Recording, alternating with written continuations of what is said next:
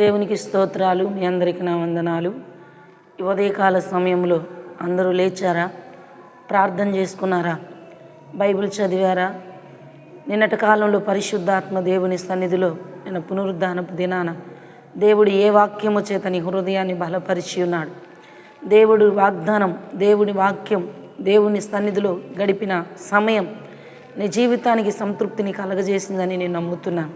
పరిశుద్ధాత్మ దేవుడు ఈ ఉదయకాల సమయంలో నీతో వాగ్దాన రూపంలో మాట్లాడాలని ఆశపడుతున్నాడు.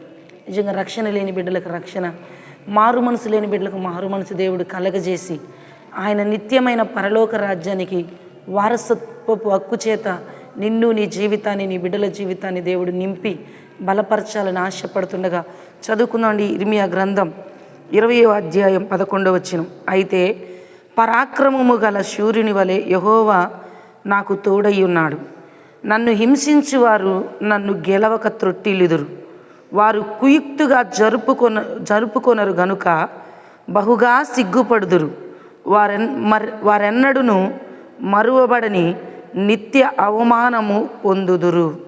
ఈ ఉదయకాల సమయంలో దేవుని వాగ్దాన రూపంలో నీతో మాట్లాడుతున్న మాట ఏంటంటే, పరాక్రమము కలిగిన శూరుని వలె యెహోవా నీకు తోడై ఉన్నాడంట. నిన్ను హింసించేది నిన్ను గెలవక త్రొట్టిల్లబోతుంది.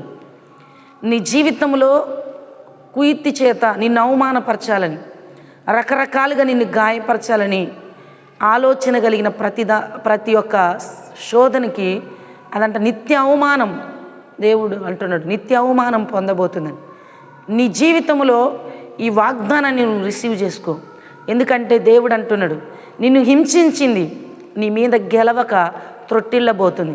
అది నిందైనా, అవమానమైన, వేదనైనా, బాధైనా, దుఃఖమైన, నిరాశ, నిస్పృహైన, అనారోగ్యమైన, అపజయమైన నీ జీవితంలో ఏ శోధనలు నీ మీదికి వచ్చి నిన్ను హింసిస్తున్నాయో, గాయపరుస్తున్నాయో, నిన్ను త్రొట్టిల్ల చేస్తున్నాయో, నిన్ను వేదన పరుస్తున్నాయో, దేవుడు అంటాడు నిన్ను హింసించింది నీ మీద గెలవక త్రొట్టిల్లబోతుంది, దానికి నిత్య అవమానము కలగబోతుందని ఈ ఉదయకాల సమయంలో దేవుడు నీతో మాట్లాడుతుండగా ఈ వాగ్దానాన్ని ఎత్తిపెట్టి నువ్వు ప్రార్థన చేయి. ఖచ్చితంగా దేవుడు నీకు విజయమును కలగజేయబోతుండగా కళ్ళు మూసుకుందామండి, ప్రార్థన చేసుకుందామండి. తండ్రి నీకు స్తోత్రాలు ప్రభువా. ఈ దినాన్ని విత్తబడిన ప్రతి వాగ్దానం నీ బిడ్డల జీవితాల్లో నిశ్చయముగా నెరవేర్చబడునుగాక.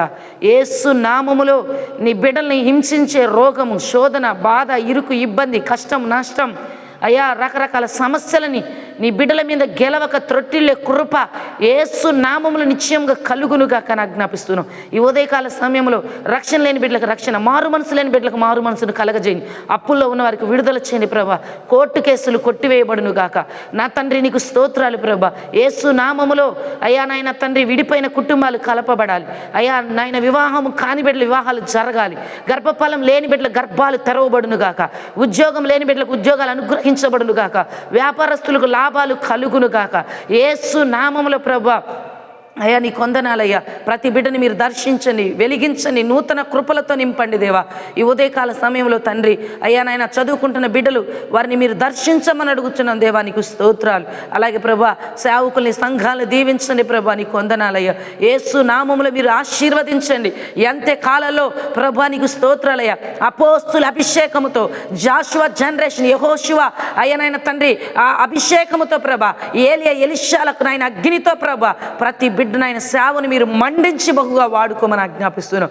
అలాగే నా తండ్రి అయ్యా ఈ ఉదయం మ్యారేజ్ డే, బర్త్డే చేసుకునే బిడ్డలు మీరు దీవించి నీ బిడ్డలకు వ్యతిరేకంగా లేచింది యేసు రక్తములో నీ బిడ్డల ఎదుట త్రొట్టిల్లక నాయన తండ్రి గెలవక త్రొట్టిల్లినట్లుగా సహాయం చేసి మీరు ఆశీర్వదించి వాడుకోమని యేసు నామములో అడుగుచున్నాము తండ్రి.